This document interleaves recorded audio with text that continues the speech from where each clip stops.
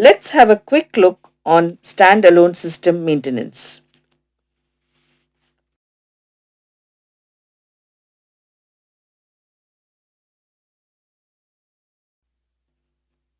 Battery types. The most commonly used batteries in PV systems are of the lead acid type. They are rechargeable, easily maintained, inexpensive, and available in different sizes and options. General maintenance. Check if wire connections and nuts and bolts are sound and not corroded. If corroded, then replace it or clean it by using kerosene or petrol. Put some dry baking soda into the battery terminals and rub it with a wet toothbrush. After that, clean with a soft dry cloth. Replace the connectors back and tighten them. Applying white petroleum jelly over the terminals will prevent further corrosion. Check whether the electrolyte level is sufficient. If not, top up with deionized or distilled water if required. Clean the top of batteries to remove dirt, dust and moisture. The battery room should be clean, dry and cool with proper lighting and ventilation. Check specific gravity of electrolyte with hydrometer in the event of a flooded cell. Regular issues. Corrosion can occur on and between the cable lugs and the battery terminals, creating higher resistance that impedes or stops the flow of current when charging or discharging. Corrosion can also occur between battery terminals and the metal casing of the battery rack, potentially resulting in ground faults and creating a shock hazard. If even only one terminal has corrosion, the high resistance on that series connected string of batteries will result in less charging and discharging. Any corrosion on battery terminals or connectors should be cleaned with a wire brush.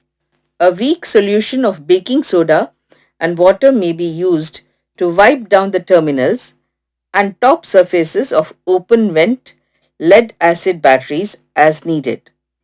Special care should be taken to ensure cleaning solutions do not enter battery cells. Terminals can be coated with petroleum jelly, grease, or special battery terminal corrosion inhibitors as required. Also check for adequate protection of live battery terminals, including boots or battery covers. If excessive corrosion is found covering the terminal and hardware, shut down the system by removing all charging and discharging connections from the battery. Disassemble the battery hardware and cables and thoroughly clean the terminal, hardware and cable lug. A baking soda and water mixture can be applied to the corroded areas, which can then be scrubbed with a wire brush. However, be extremely careful that none of the baking soda mixture gets into the battery cells, as it will neutralize some of the electrolyte, reducing the battery's performance. Petroleum jelly can be used to protect against corrosion, but it may also attract dirt and make using a wrench on them messy. Maintain electrolyte level. In most cases, the batteries are filled with lead acid liquid. When it charges, water evaporates from the cells. When the water level gets down to the level of the top of the plates in the battery, air is able to reach the plates and this is harmful. The batteries are constructed in such a way that there is a reservoir above the plates, but this must be checked frequently and the cells must be topped off with distilled water. Only use distilled water, do not use regular water and do not add acid. Many people add acid solution that can be found in automotive stores. Don't do this. When the batteries are charging and the liquid is escaping, It is only the water that is escaping and not the acid. So if the acid is added, the specific gravity is changed and therefore the entire chemical reaction of the battery. Again, only add distilled water. The liquid level on the batteries should be checked at least once a week. They may not need filling every week, but it is important to check them every week. The operator should record in the log when the batteries were checked for electrolyte level and whether or not distilled water was added, and if so, how many liters.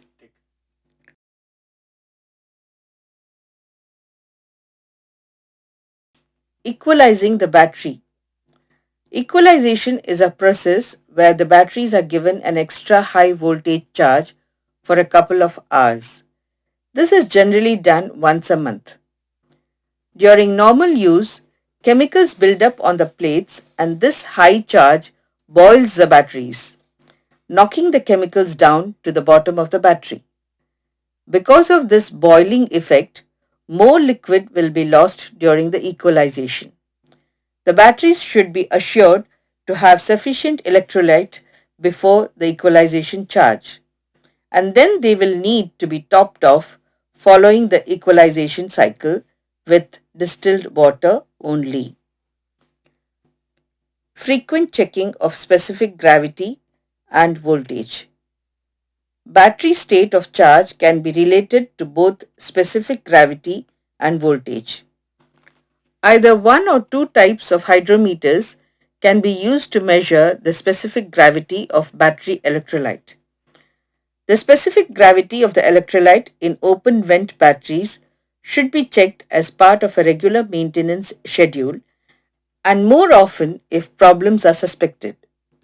Specific gravity can be used to estimate battery state of charge in lead acid batteries, though not in nickel cadmium batteries. Open circuit voltage can also be measured and used in conjunction with specific gravity to estimate the battery state of charge. With either method, state of charge is most accurate when the battery has been at a steady state, neither charging nor discharging, for up to 5 minutes to 10 minutes. After watering, specific gravity should not be measured until a charging cycle has mixed the electrolyte.